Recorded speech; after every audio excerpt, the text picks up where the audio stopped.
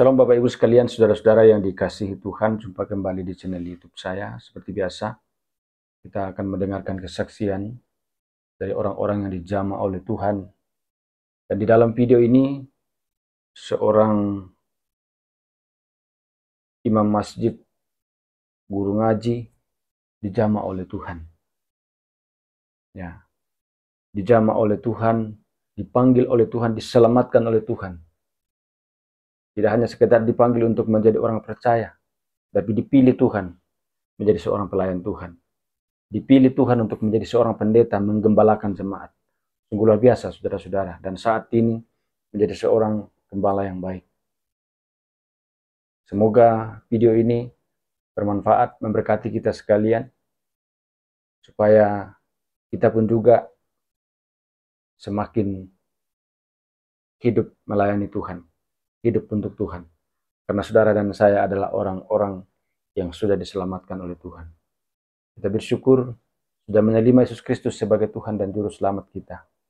Karena hanya dalam Yesus saja ada keselamatan. Kita dengarkan kesaksiannya berikut ini. Nah, saudara, saya Pendeta Muhammad Yeremia Riki Setiawan. Pendeta kok Muhammad ya, puji Tuhan saudara ya.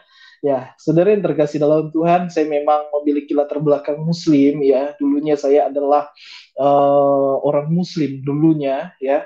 Saya hidup di keluarga Muslim yang cukup fanatik ya, di mana orang tua saya itu mendidik saya dengan keras luar biasa, saudara. Bahkan waktu sejak kecil saya sudah ditanamkan kecintaan terhadap Al-Quran ya, di saat-saat saya masih menginjak usia 5-6 tahun saya sudah mulai belajar untuk menghafal Al-Quran, saudara. Itu semua didikan orang tua yang begitu keras buat saya. Bahkan ketika saya mulai masuk SD, SMP, saya dimasukkan ke pesantren, ya, di mana didikan orang tua luar biasa, didikan orang tua. Tapi selama saya di pesantren, justru saya merasakan bahwa orang tua saya itu nggak bisa didik saya gitu ya, karena orang tua saya itu mereka di Aceh ya, dulunya di Aceh, mereka tepatnya di Melabuh. Mereka bisa ke sana itu karena transmigrasi pengungsian Gunung Semeru tahun berapa, tahun 80-an, tahun 90-an, baru mereka ke Aceh. Dari Aceh ya, waktu kerusuhan mereka ke Medan ya, terus kemudian beberapa saat kemudian saya lahir dan papa mama sibuk untuk bisnis membangun karir, mereka ke Jakarta, mereka buka rumah makan sampai akhirnya ke catering, saudara ya. Nah, saya merasa orang tua saya sangat sibuk ya. Saya merasa orang tua saya hanya sibuk berbisnis dan nggak memikirkan keadaan saya. Bahkan anak-anak dari papa mama ya, kakak beradik saya, kami cuma sibuk dengan urusan pribadi masing-masing gitu. Sehingga saya ini walaupun cukup terdidik di dalam keagamaan ya, cukup aktif dalam kegiatan-kegiatan keagamaan, tapi saya juga punya karakter yang sering lawan sama orang tua karena merasa orang tua terlalu sibuk dengan pekerjaan. Sehingga ketika saya masuk di pesantren, justru saya merasa mama dan papa itu mereka nggak bisa ngurus saya gitu lah. Seringkali kan bahasa anak-anak yang muncul ketika masuk di asrama, anak-anak akan bilang begini, aduh, mama dan papa ya, mama dan papa nggak sayang sama saya, gitu ya. Mama sama papa nggak cinta sama saya. Mama dan papa nggak bisa urus saya, gitu kan. Itu kata-kata anak-anak ya sebenarnya, walaupun nanti ketika dewasa, kita akan tahu di mana cara orang tua mendidik anak. Nah, saya sempat kepahitan, sempat benci orang tua, ya. Dan kemudian ketika menginjak SMP, saya sempat keluar dari pesantren, ya. Ketika keluar dari pesantren, saya mulai belajar bergaul karena kehidupan di pesantren itu luar biasa ya. Kita makan dibatasi, nggak bisa ngobrol bicara sama perempuan ya. Ada waktu-waktu khusus tertentu dan orang tua saya hanya 1 tahun 1 kali lihat saya gitu. Nggak bisa pegang handphone tiap hari dan lain-lain ya. saya mengalami kesulitan yang luar biasa. Jadi ketika keluar dari pesantren ya seperti dilepas kandang. Saya mulai bergaul di lingkungan yang tidak baik ya. Saya mulai salah bergaul ya. Walaupun kalau dipikir mama dan papa sering kasih saya uang banyak gitu, tapi justru dengan uang yang banyak ini saya gunakan untuk pergaulan-pergaulan yang tidak baik. Sampai akhirnya orang tua saya tahu saya pakai narkoba, saya pergi ke keluarga yang ada di Aceh. Ya, waktu saya pergi ke Aceh ya orang tua nyusul ya cukup lama karena di Aceh tepatnya di Lok Sukun di Bukit Hagu Patok 6 ya. Waktu itu nenek saya ya, oma masih hidup ya. Jadi mama papa waktu itu sama keluarga disuruh jaga oma. Tapi selama di Aceh lah kehidupan saya luar biasa, tambah rusak. Saya mulai kecanduan ganja, saudara. Saya mulai kecanduan ganja dan akhirnya ketika saya kedapatan saya memakai ganja dengan jumlah yang banyak, ya saya punya stok ganja. Kemudian ada keluarga yang nggak senang sama saya, ya karena waktu itu saya memang terus terang nakal sekali di kampung ya di Bukit Hagu di Patok 6. Sampai akhirnya saya itu diusir sama keluarga ya. Dan kemudian mama dan papa saya merasa malu. Akhirnya kita ke Jakarta lagi. Sampai di Jakarta kehidupan saya lebih rusak, luar biasa rusaknya ya. Dan kemudian ketika di Jakarta ya, tapi sebelumnya itu saya sempat ke Jawa ya karena ada keluarga juga di Jawa di Selorjo, di mana di kesaksian saya yang lalu ya, saya ini bicara garis besarnya, secara lincinya ada di kesaksian yang lalu ya, di mana saya juga pernah ke Jawa di tempatnya nenek yang dari mama, tepatnya di Selorjo, di Blitar ya, Jawa Timur, di desa Sumberjo, di mana saya pernah jadi imam masjid di situ, saya pernah ngajar ngaji di situ, ya, bahkan banyak orang-orang tua, nenek-nenek yang saya ajar ngaji di situ, untuk belajar baca Iqra, baca Al-Quran. Nah, saya sambung di Jakarta tadi hidup saya lebih luar biasa lagi, nggak karuan, ya, di mana mama dan papa, dan saya dapati ternyata papa saya juga adalah seorang pemakai narkoba gitu. Tapi saya nggak tahu, karena saya kan di pesantren gitu. Dan saya dapati ternyata papa juga pemakai narkoba luar biasa. Nah, waktu selang beberapa tahun berlalu di Jakarta ya dari Aceh tadi, terus kemudian papa mama sempat bangkrut dan kemudian ambil keputusan untuk ikut transmigrasi ke Sulawesi Utara ya dengan harapan ya mama saya bahwa oh di daerah sana mungkin nggak ada lagi narkoba, ya nggak ada lagi, ya mungkin lah saya sama papa itu bisa bertobat, bisa berubah ya. Nah ketika kami tiba di Manado ya tepatnya di Tumpaso Baru ya saudara, ternyata hidup saya lebih nggak karuan lagi, lebih nggak karuan lagi. Saya cukup keras ya hidup di dunia yang sangat jahat ya. Tiap hari mabuk-mabukan ya, tiap hari ya saya nggak bisa sebutkan satu persatu karena saya terus terang malu gitu, malu. Betapa jahatnya saya dulu, betapa mengerikannya saya dulu, betapa kurang ajarnya saya dulu. Tapi kok sekarang bisa jadi hamba Tuhan ya? Sekarang bisa jadi gembala sidang. Saya terkadang malu sama diri saya sendiri. Tapi saya percaya ini bukan karena saya, ini karena Tuhan ya, karena Tuhan. Kalau Tuhan yang pilih ya, kalau Tuhan yang tetapkan, kita nggak bisa lari kemana-mana. Nah saya lanjut, waktu di Tumpaso Baru, saya beberapa kali terlibat ya, tawuran antar kampung. Kalau saudara mungkin pernah search di Google ya, saudara pernah mungkin yang tinggal di Manado khususnya, tahu persis seperti apa keadaan di Tumpaso Baru, betapa mengerikannya. Tapi puji Tuhan saya bersyukur Tumpaso Baru saat ini tingkat keamanannya luar biasa, bahkan kegiatan-kegiatan keagamaan lebih luar biasa lagi, karena puji Tuhan banyak yang mulai bertobat ya di kampung saya di Tumpaso Baru. Nah, saya lanjut ke tadi, saudara, ketika sampai di Tumpaso Baru, saya sering terlibat ya kerusuhan-kerusuhan antar kampung ya, sering pergi ke tambang ya, lokasi tambang Kerata Totok ya, ke daerah Dumoga, Toraut, bahkan beberapa kali kita ikut terlibat kerusuhan-kerusuhan di tambang dengan teman-teman dari Tumpaso Baru ya. Begitu luar biasa kejahatan yang saya lakukan ya, di mana rumah saya itu di Liandok, saudara, di transmigrasi tahap 2. Rumah saya itu jadi tempat minum, karena tiap hari pasti ada stok minuman ya. Kalau di Sulawesi Utara itu namanya cetikus ya. Cetikus itu adalah aren ya, yang kemudian diolah, disuling ya, itu sangat keras. Nah itu tiap hari tempat kami jadi tempat minum dulu. Saya sampai malu, tapi puji Tuhan rumah itu sekarang tempat persinggahan hamba Tuhan ya, tamu-tamu, karena ya nanti saya akan lanjut kesaksiannya ya. Nah, saya hidup begitu mengerikan di tempat Subaru. Saya hidup dengan luar biasa. Saya percaya saya waktu itu jahat sekali. Saya sangat mengerikan, saudara yang terkasih dalam Tuhan. Saya begitu jahat, jahat memang jahat. Begitu mengerikan dosa-dosa yang saya telah lakukan.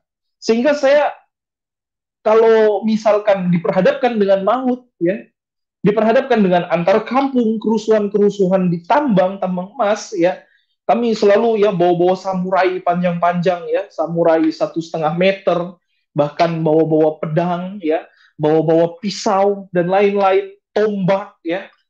Ketika diperhadapkan dengan hal-hal seperti itu, saya merasa saya ini udah terlalu jahat gitu. Sehingga kalau saya mati juga nggak apa-apa gitu. Karena hidup ya, kadang ada prinsipnya gini kalau di Manado.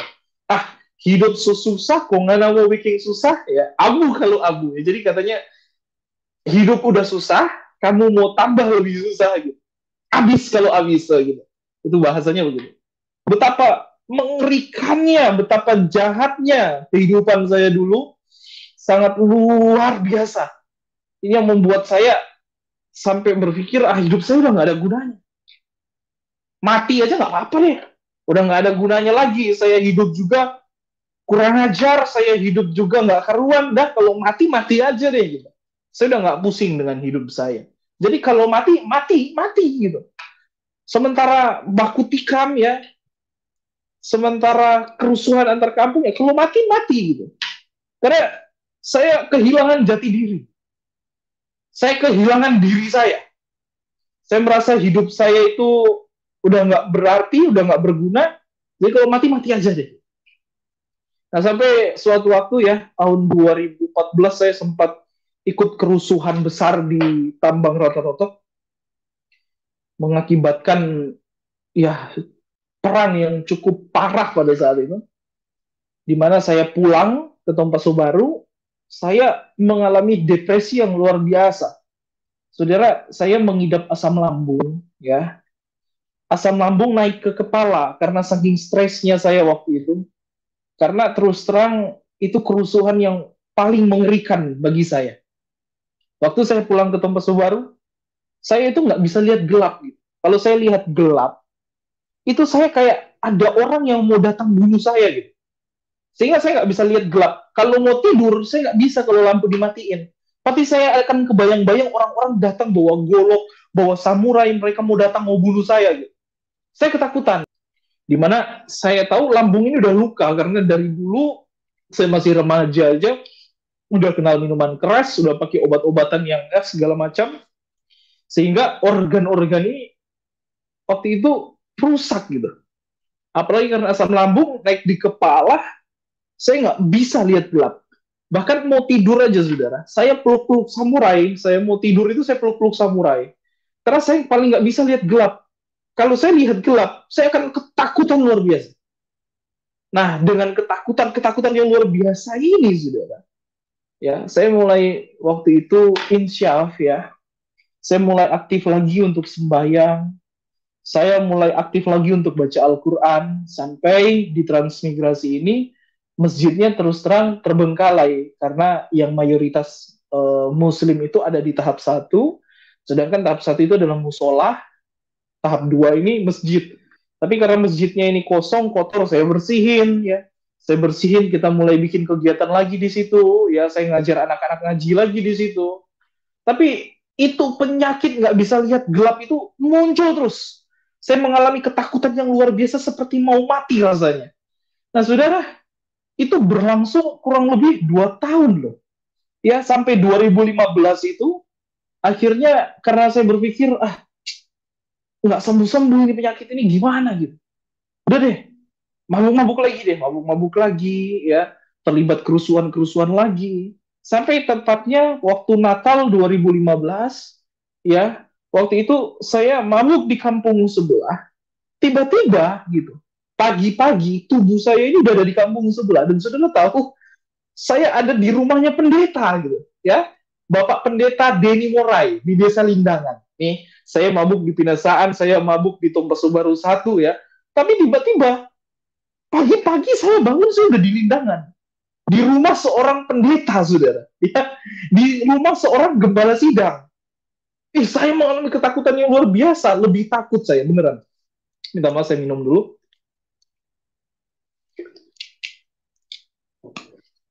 Ketakutan saya lebih luar biasa. Besoknya, saya minum lagi, ya, saya mabuk lagi. Pagi-paginya, udah ada itu pakai Pak Pendeta dan dimarahin lagi. Aduh, saudara yang terkasih dalam Tuhan.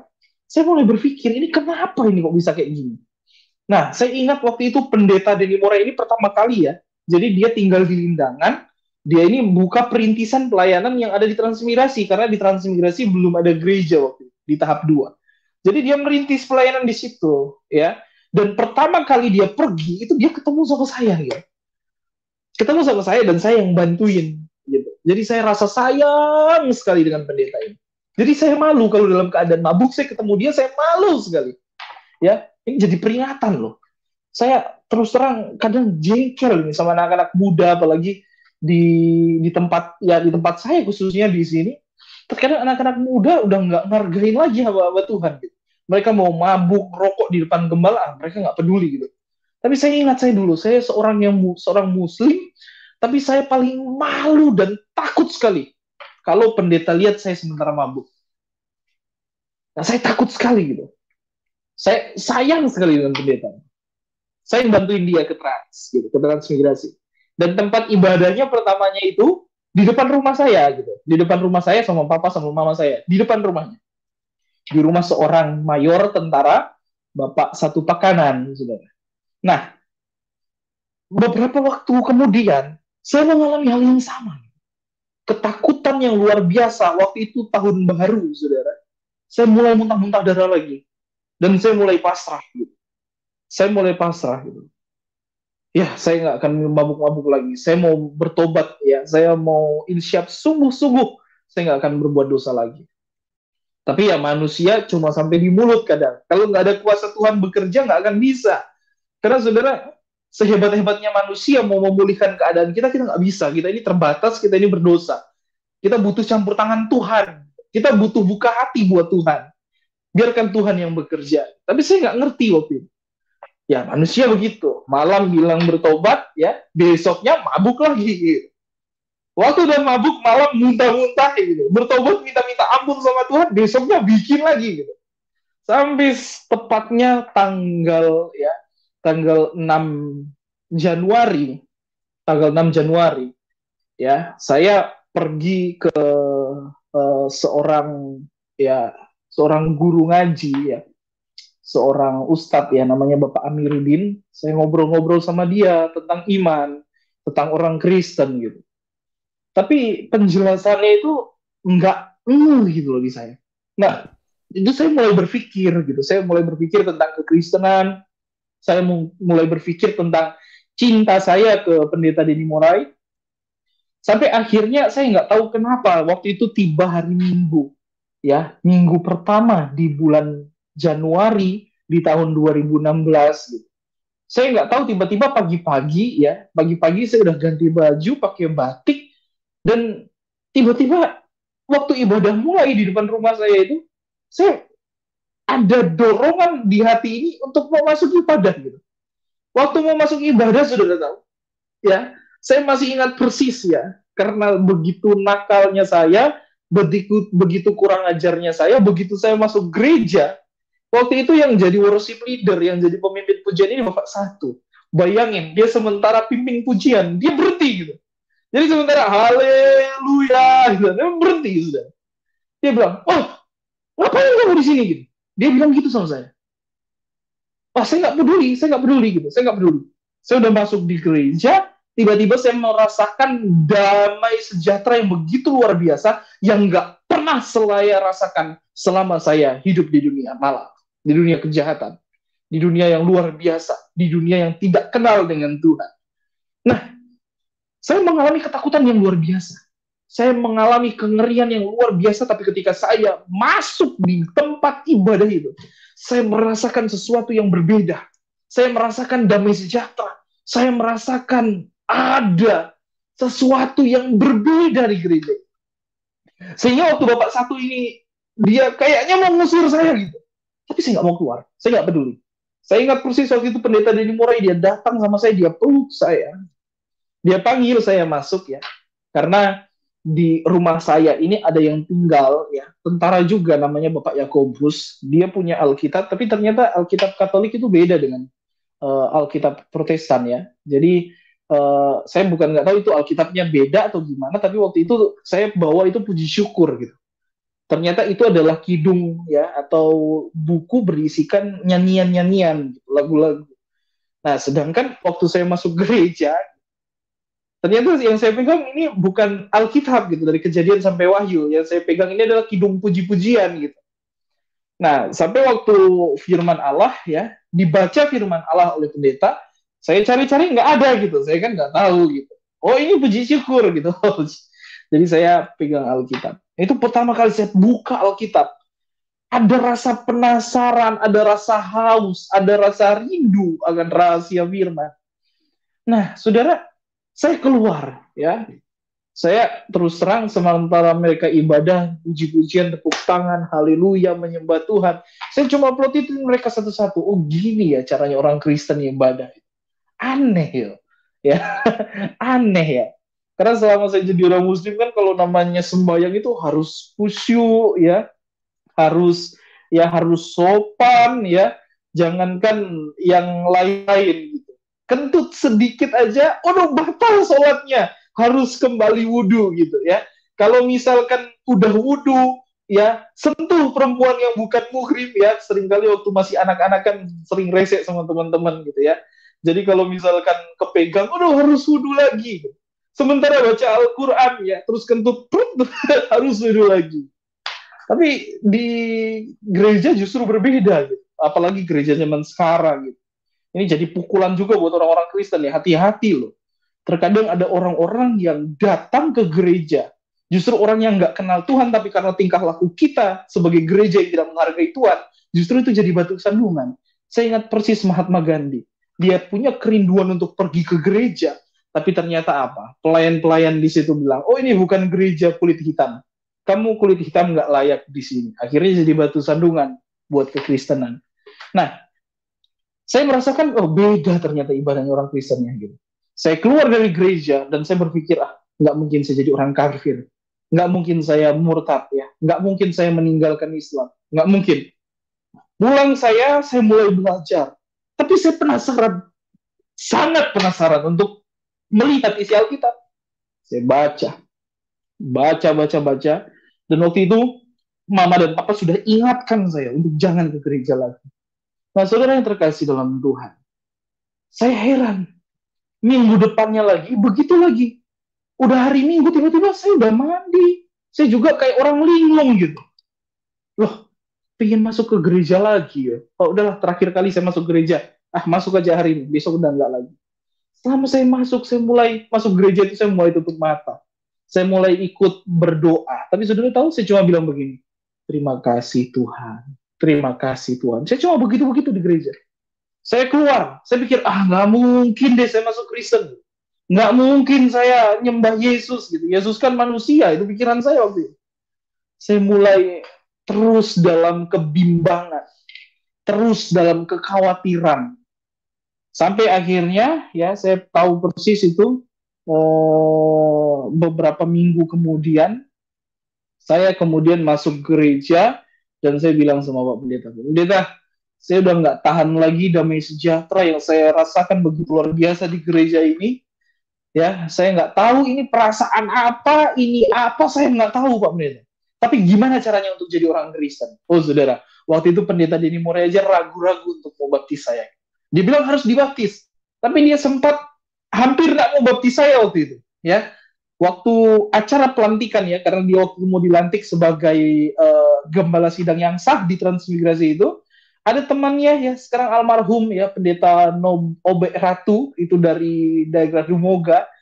Nah, dia datang dia bilang, Bro Den, kamu harus baptis dia. Nah, kalau dia mati, kamu mau bertanggung jawab kalau dia mati. Akhirnya saya dibaptis. Saudara tahu waktu saya dibaptis, saya pulang mengalami gejolak yang luar biasa, suami dan istri, mama dan papa. Waktu saya pulang di rumah, ternyata papa udah sedia pisau, saudara. Pisau besi putih itu, ya kalau di Manado itu besi putih itu, pisau kecil panjang, saudara. Papa udah siapin itu, ya, papa udah siapin itu. Waktu saya datang begitu buka pintu, papa langsung tikam saya. Ya, papa langsung tikam saya. Waktu papa tikam ya, karena saya agak refleks sedikit waktu itu, ya, saya pegang, saya tahan tangan papa sampai mengakibatkan luka ya. Kalau saudara lihat ini, ya, saudara lihat ini, saya mengalami luka yang cukup parah ya. Saya dirawat di rumah sakit mengalami pendarahan yang begitu luar biasa. Dan waktu saya tahan tangan papa itu ya, itu jarak itu 5 lagi menembus dada saya. Memang papa mau bunuh saya gitu. Begitu papa tahu saya dibaptis, saya percaya Yesus, memang papa mau bunuh saya. Pendarahan yang luar biasa ya. Karena saya tahan itu. Saya mengalami kesakitan yang luar biasa ya. Waktu luka itu begitu kena belum sakit. Nanti kalau udah kena angin ya, udah keluar darah banyak itu mulai sakit gitu. Saya mengalami pendarahan hebat pada saat itu. Tapi selama mengalami pendarahan hebat, saya cuma bilang begini, Tuhan, bukankah Engkau berkata, satu jiwa diselamatkan, seisi rumah diselamatkan. Satu jiwa bertobat, seisi rumah bertobat. Saya berdoa, terima kasih Tuhan, terima kasih. Karena waktu saya percaya Yesus ya, ada bimbingan Alkitab yang diberikan ya sebelum saya dibaptis. Om Denny Mora itu cuma bilang begini sama saya, janji Tuhan itu iya dan amin. Tuhan tidak pernah berdusta. Alkitab berkata, satu orang diselamatkan, seisi rumah diselamatkan. Dan itu pasti akan terjadi buat kamu. Jadi saya imani itu. Saya percaya firman Tuhan tidak pernah gagal. Jadi waktu saya di rumah sakit, saya cuma berserah sama Tuhan. Waktu itu saking sakitnya saya, saking menderitanya saya. Rambut saya ini saya botakin waktu itu. Saya berpikir dah, saya mau, ya nggak tahu kenapa, pokoknya waktu itu saya botakin rambut saya.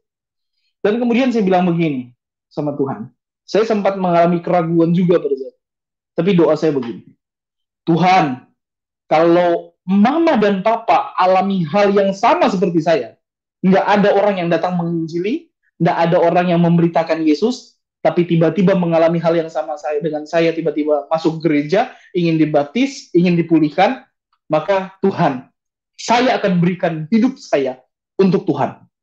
Saya nggak akan kerja lagi, saya nggak akan aktivitas-aktivitas yang lain lagi. Seumur hidup saya akan melayani Tuhan. Saya mau jadi pendeta. Saya mau jadi gembala. Nah, saudara, selang beberapa bulan kemudian, Tuhan nggak langsung jawab terkadang doa kita. Gitu. Karena apa? Tuhan mau proses kita dulu. Gitu. Saya tahu persis waktu itu 3-4 bulan ya. Pokoknya tepatnya Paskah. Tiba-tiba mama dan papa masuk ke gereja, saudara.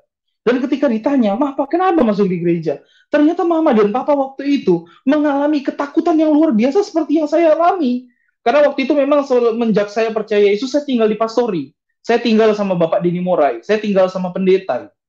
Saya tinggal sama pendeta, saya nggak pulang-pulang ke rumah gitu. Karena mama dan papa sempat benci. Nah, mama dan papa ini mengalami ketakutan yang luar biasa dan mereka lihat perubahan saya. Kok bisa ya? Ricky yang pemakai narkoba luar biasa. Ricky yang tukang mabuk, Ricky yang jahatnya minta ampun, kok bisa dia bertobat? Kok bisa ya? Kalau ketemu orang ya, soalnya dulu kalau ketemu orang suka melototin orang, saudara. Ya, tapi sekarang kalau percaya Yesus ya, saya mengalami kedamaian yang luar biasa dan saya mau kedamaian itu dialami oleh semua orang gitu. Makanya saya kalau menyapa orang ya, terkadang saya ketemu ya Tuhan pertemukan sama orang-orang yang benci saya dulu karena saya nakal dulu ya.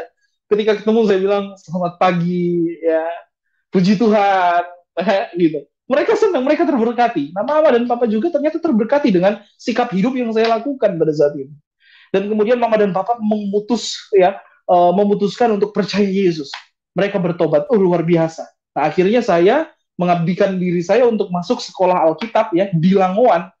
kelas 1 angkatan yang ke-73. Saya alami hal yang luar biasa.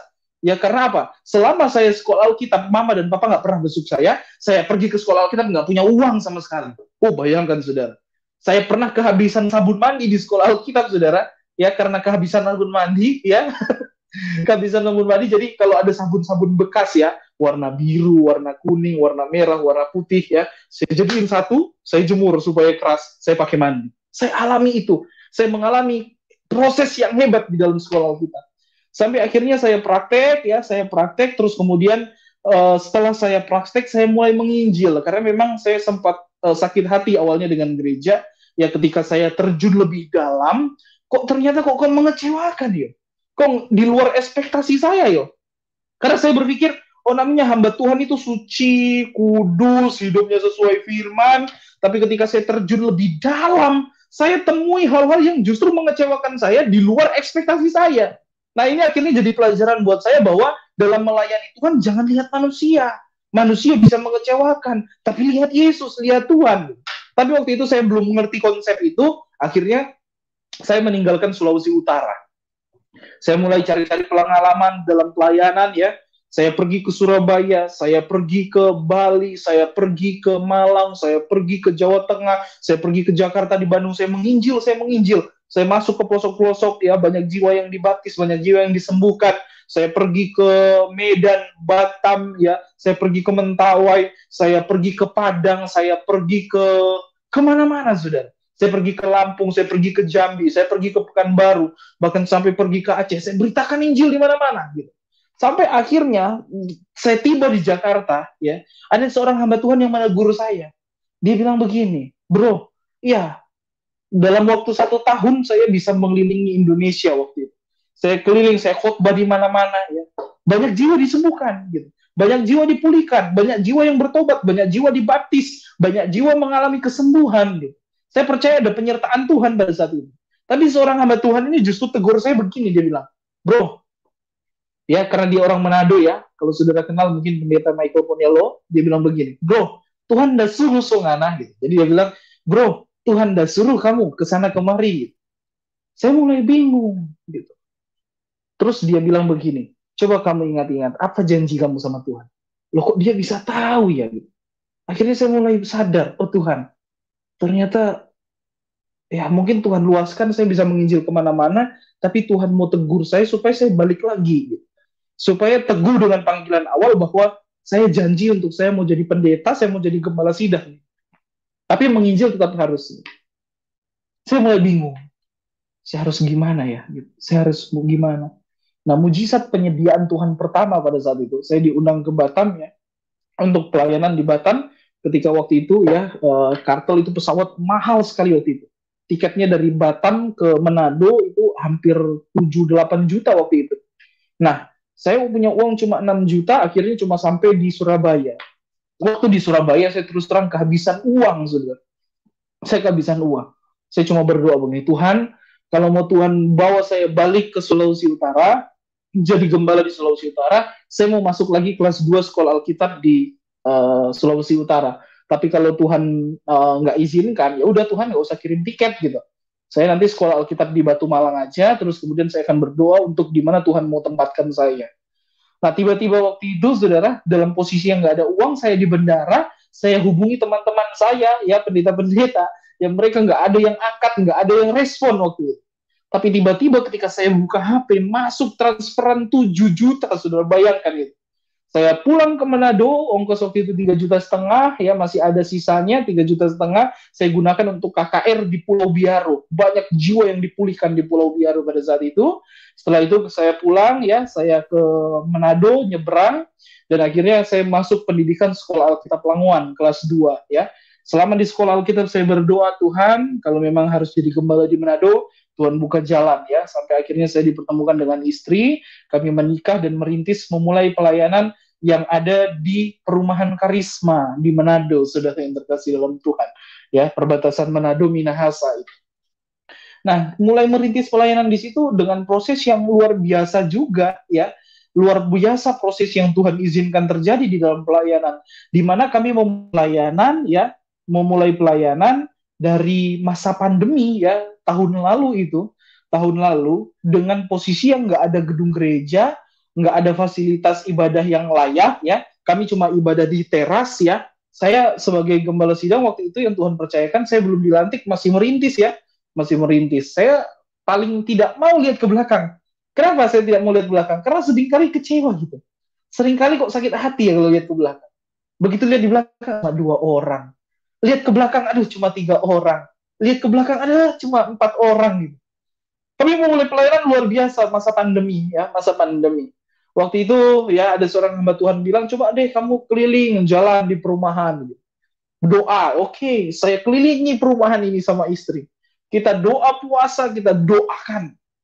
Dan kemudian saya kunjungi rumah-rumah satu persatu. Karena waktu itu masa pandemi, terus terang ada seorang anak Tuhan loh ini ya, salibnya besar di depan pintu, dia bilang. Kamu pendeta tidak berhikmat gitu. Masa pandemi kayak gini kamu jalan-jalan? Akhirnya saya sakit hati, saya pulang, saya bilang, Tuhan, saya nggak mau kayak gini lagi. Kalau memang Tuhan mau percayakan untuk saya layani jiwa-jiwa, saya percaya Tuhan pasti kirim jiwa. Akhirnya pelayanan terus dimulai ya. Nah ini saya akan cerita tentang cikal bakal pelayanan sampai sekarang ya. Karena saya dilantik sebagai gembala sidang sahnya pada tanggal 23 November tahun lalu gitu.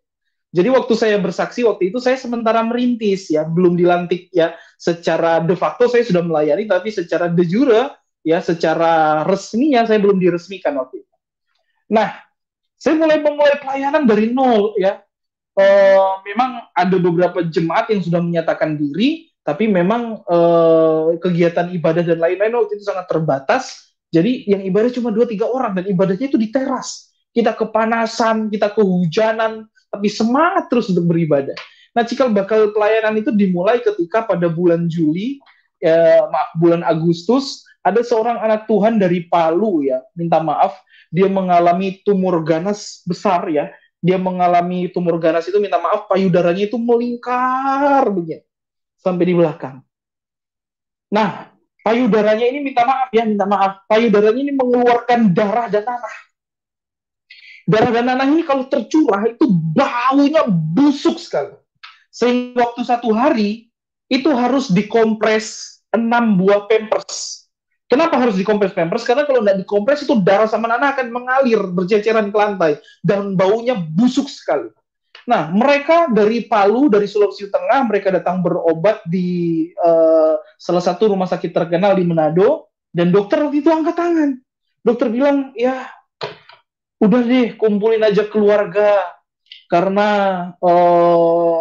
mungkin udah tidak lama lagi umurnya untuk hidup gitu. Karena katanya sel-selnya itu udah menjalar kemana-mana, udah berakar-akar sudah.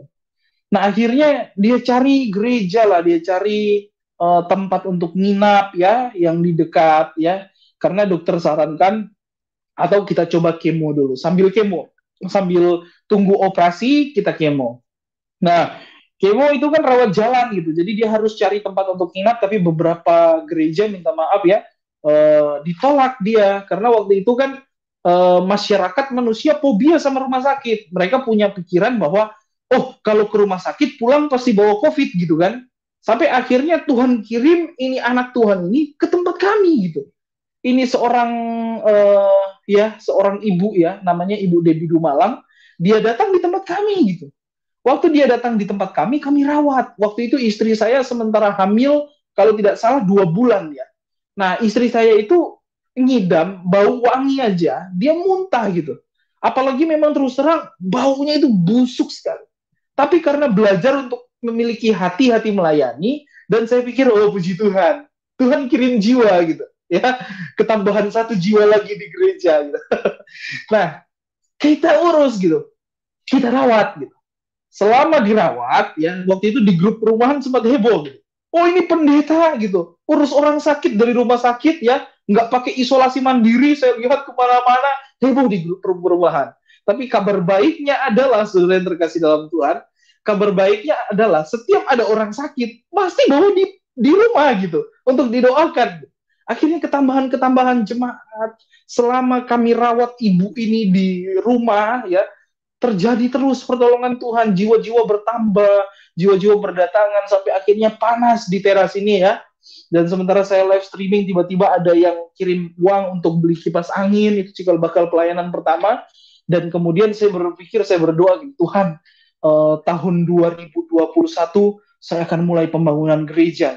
Karena terus terang kami mengalami banyak kesulitan di pelayanan. Saya sama istri pernah terpaksa harus puasa karena nggak ada makanan.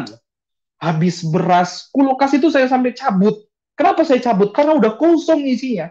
Saya sama istri alami itu. Saudara coba pikir, di mana ada pendeta ya mau kasih persembahan nggak punya uang. Saya sama istri saya pernah alami itu. Di mana kita nggak punya uang, nggak punya apa-apa, terpaksa harus puasa karena nggak ada makanan. Tapi saudara, banyak pertolongan Tuhan yang Tuhan izinkan di dalam hidup kita, gitu. Jadi di titik sesulit apapun, di tengah-tengah masalah yang sangat berat, ujian yang sangat luar biasa, ternyata Tuhan tidak pernah meninggalkan, gitu. Nah, saudara, waktu saya tutup puasa sama istri ya, terpaksa harus puasa karena nggak ada makanan.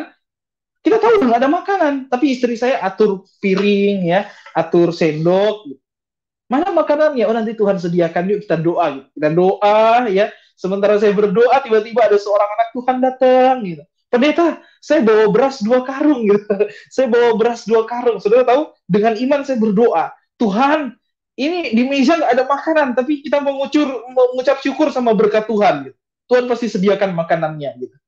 Jadi saudara, tiba-tiba seorang anak Tuhan datang. Gitu. Pendeta, saya bawa beras 2 karung, tapi kalau dua-duanya saya taruh di sini, ya itu lama akan habis lama sekali gitu. Atau satu aja pendeta, ya udah nggak apa-apa, satu aja bersyukur kita.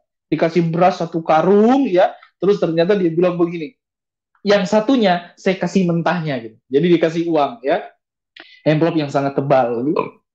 Jadi beras, sayur-sayur dan lain Tuhan cukupkan guys. Nah sampai akhirnya ada seorang anak Tuhan ya. Waktu itu saya terus terang seorang hamba Tuhan yang ya sederhana, sangat sederhana, dan waktu itu memang terus terang Tuhan izinkan mengalami banyak-banyak kekurangan gitu loh waktu itu, awal-awal pelayanan itu. Nah, sampai ada seorang anak Tuhan begini, pendeta, kalau ngantar orang sakit ini ya Ibu Debbie, pakai apa? Oh, saya kadang pesan InDrive, pesan taksi online ya, dan kadang juga pakai motor kalau mau beli obat-obat dan lain-lain. Tambah lagi Ibu Gembala, udah perutnya waktu itu udah mulai besar, dia bilang, pendeta kasihan kalau cuma pakai motor gitu, pendeta harus punya mobil gitu. Akhirnya dia transfer uang ya, dia bawa uang yang cukup besar jumlahnya, waktu itu 70 juta ya, 70 juta. Dia bilang, pendeta cari mobil-mobil second aja deh, supaya pendeta ada mobil gitu. Dan kemudian saya minta izin sama dia, saya bilang, kalau boleh minta izin ya, gitu. Ini uang ini saya nggak akan beli mobil, karena saya percaya saya ini pendeta, tapi nggak akan berkurang nilai saya kalau cuma pakai motor, gitu. Nggak harus pakai mobil kok. Kalau boleh uang ini akan digunakan untuk dana awal pembangunan gereja. Dia pikir, dia bilang begini, kok ada pendeta kayak kamu ya? Dikasih mobil kok malah dijual buat gereja. Dia bilang gereja itu urusannya jemaat, nanti jemaat yang bangun gitu. Udah deh nggak apa-apa, ini sebagai dana awal supaya jemaat-jemaat juga semangat membangun. Kami mulai waktu itu 70 juta ya, terus kemudian diawali janji iman jemaat-jemaat ya, waktu itu terkumpul hampir 10 juta. Jadi kami mulai dari 80 juta gitu. Dan kemudian kita bongkar ya, rumah ini kita bongkar, terus kemudian untuk sementara saya sama istri tinggal sama orang tua, terus kemudian yang sakit ini tadi dia tinggal di rumah jemaat.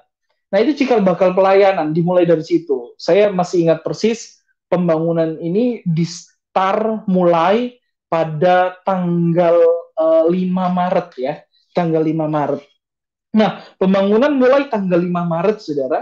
Saya berpikir begini, oh anggaran 80 juta mungkin bisalah sampai lantai 2 gitu. Saya pikir begitu. Tapi ternyata anggaran 80 juta itu, saudara, ya itu cuma pondasi sama tiang loh. Ternyata membangun luar biasa ya. Ya, puji Tuhan. Sampai akhirnya saya harus ya mengorbankan segala-galanya. Saya dikasih tab sama jemaat ya. Tab untuk saya gunakan, saya juga sebagai seorang pengajar ya, sebagai guru ya. Saya mengajar, saya khutbah, saya rasa nyaman memang pakai tab, tapi harus dijual ya. Kami jual televisi, kami jual apa yang bisa kami jual untuk pembangunan ya.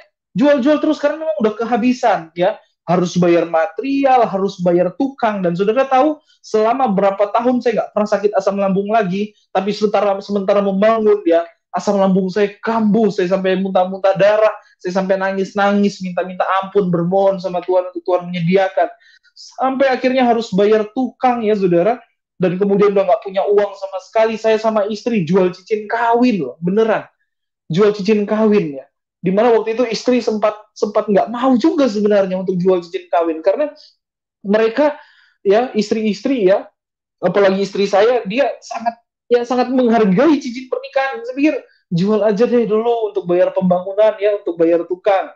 Dan terus terang semenjak itu saya sama istri sering cekcok di rumah gitu. Kamu ya seringkali nggak punya waktu buat keluarga.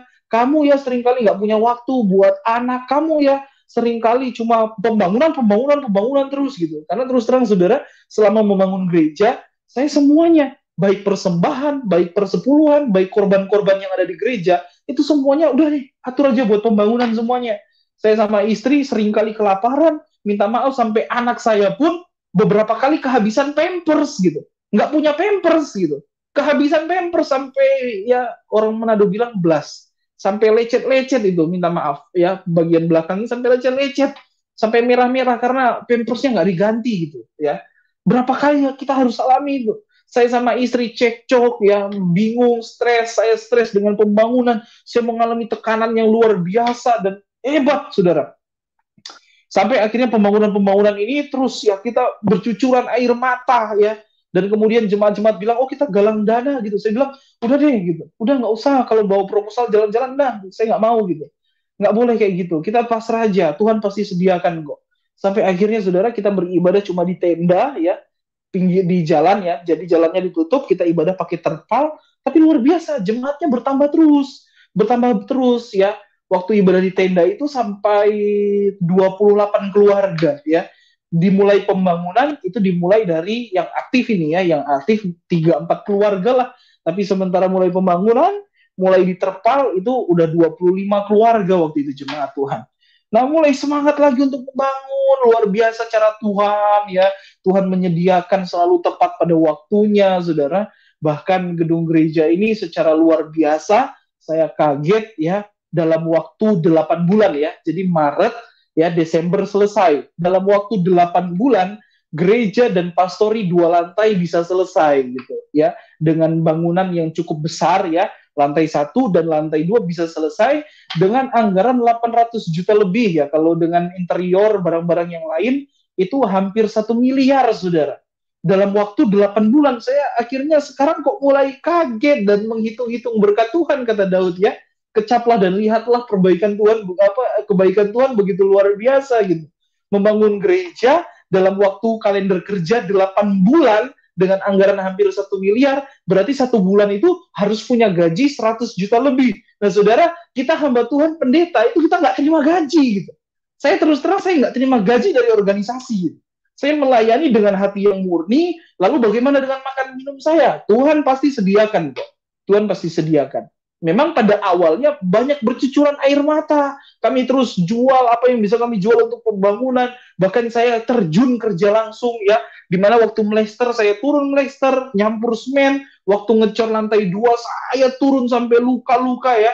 Bahkan saudara, banyak tantangan yang saya alami gitu. Saya seringkali dihina orang. Saya seringkali dianggap remeh orang. Karena apa? Saya suka pakai celana pendek, terus kotor-kotoran semen. Jadi kalau saya beli material, kadang orang senggol lain-lain lah. Wah, pokoknya banyak yang saya alami. Tapi saya diproses Tuhan. Diproses Tuhan luar biasa gitu ya, saudara.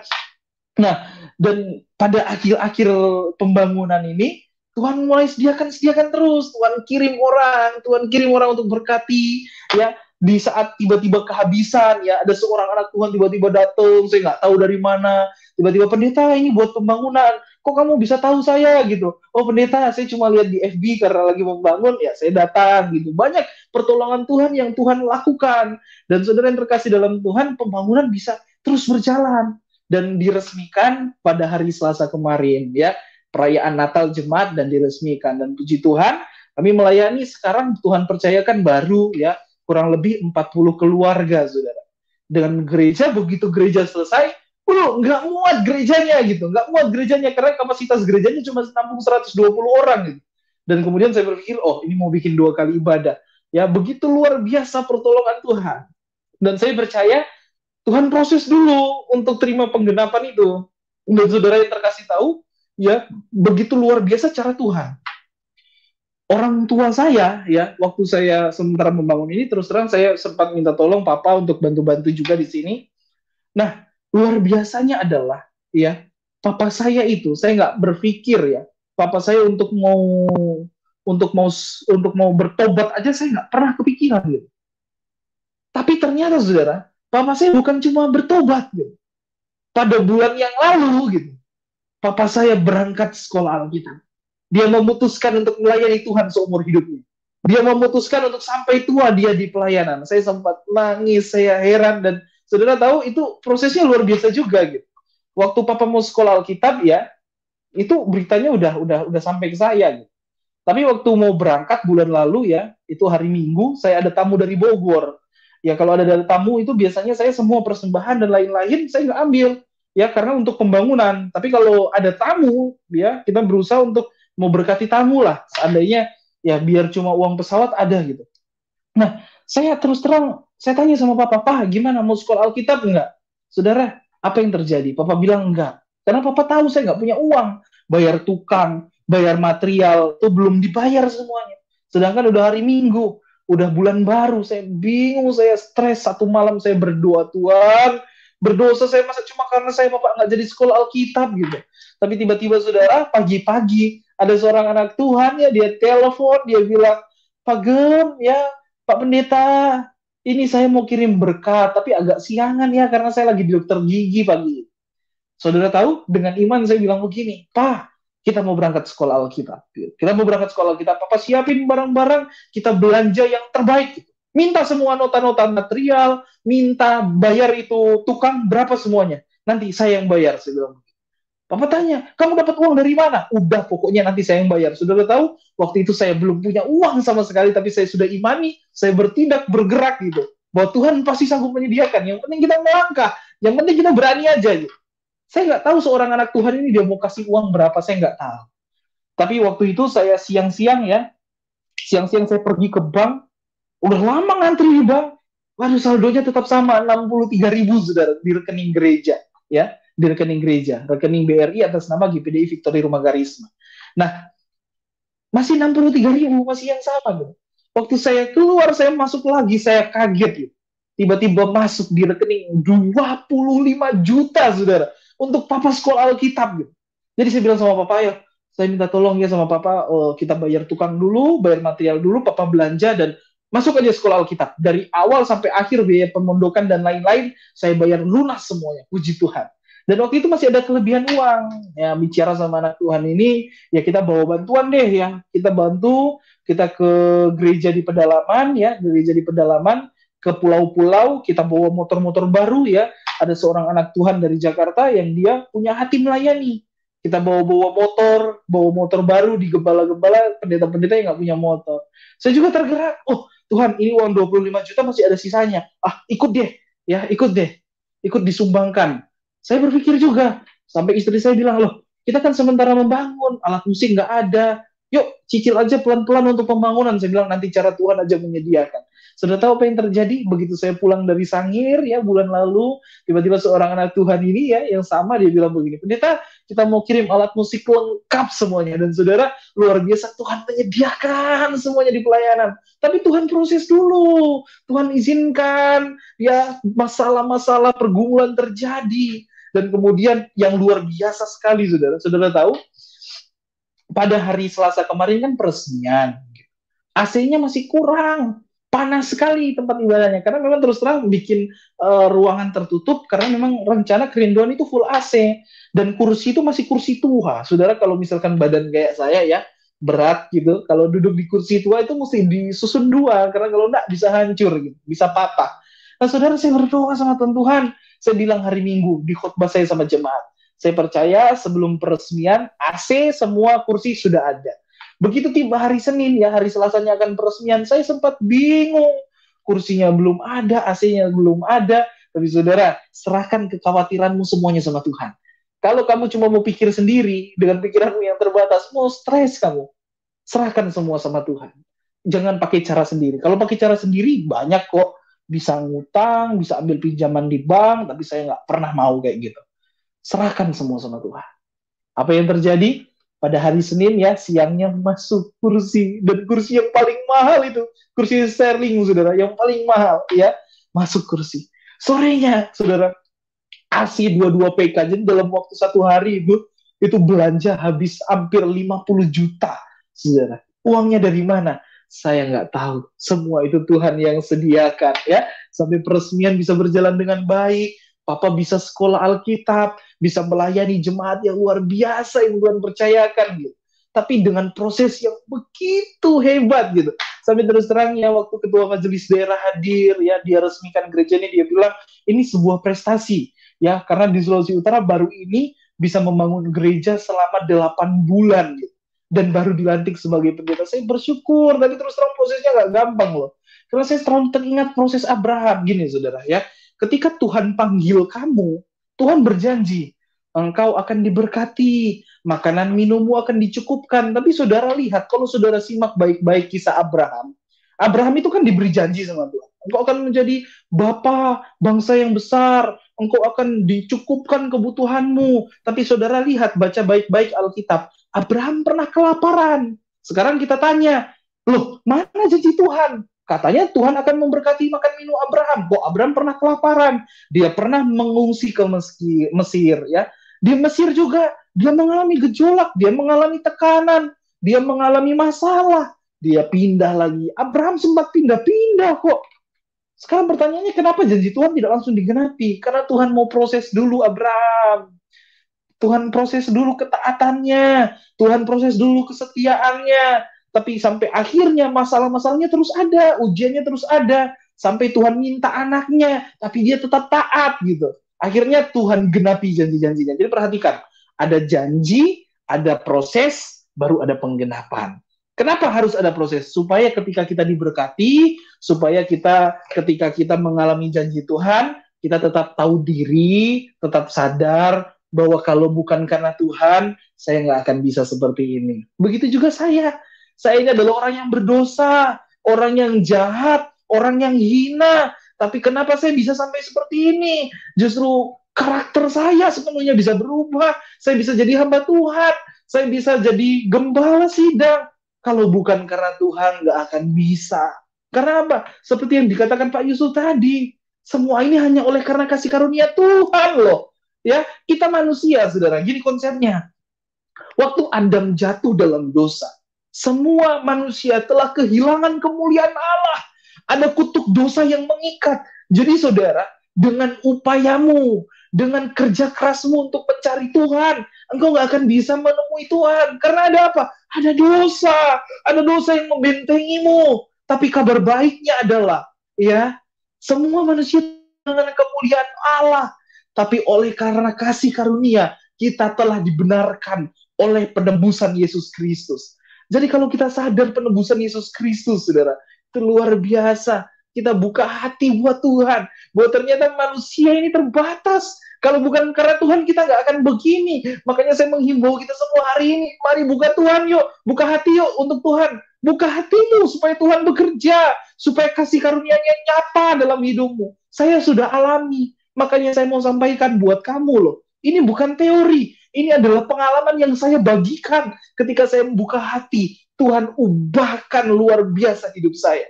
Saya berserah penuh sama Tuhan. Saya bekerja yang terbaik saya lakukan buat Tuhan.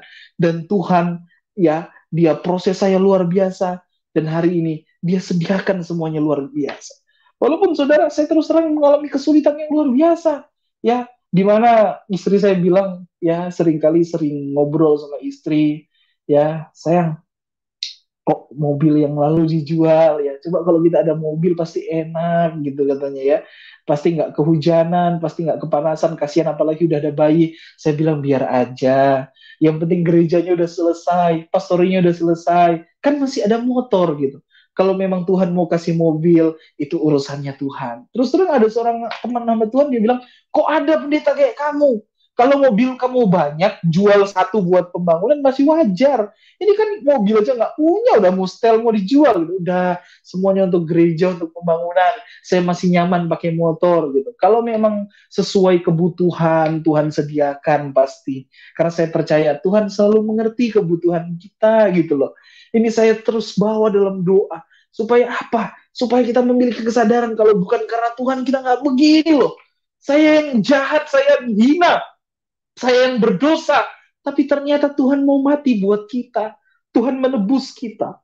Tuhan menggantikan kita. Supaya kita yang hina, supaya kita yang berdosa, beroleh belas kasihan Tuhan. Oleh kasih karunia kamu diselamatkan dengan iman. Ya kata firman. Ya karena begitu besar kasih Allah akan dunia ini. Jadi ternyata Tuhan mengasihi kita semua. Semua manusia dikasihi Tuhan gitu loh. Tapi siapa yang mau buka hati buat Tuhan? Siapa yang mau mengabdikan, memberikan diri buat Tuhan? Ini luar biasanya Tuhan. Ini cinta kasih Tuhan buat semua orang. Mari yuk buka hati yuk sama Tuhan ya. Mari yuk sadar bahwa hidup kamu telah ditebus Tuhan. Dengan upayamu yang terbatas berdosa, kamu gak akan bisa ketemu Tuhan yang sempurna gitu. Makanya Tuhan mau datang. Dia mau gantikan posisi kita. Supaya kita yang hina dijadikannya mulia. Supaya kita yang berdosa diselamatkan oleh penebusan di kayu salib. Ini yang berkali-kali harus disampaikan.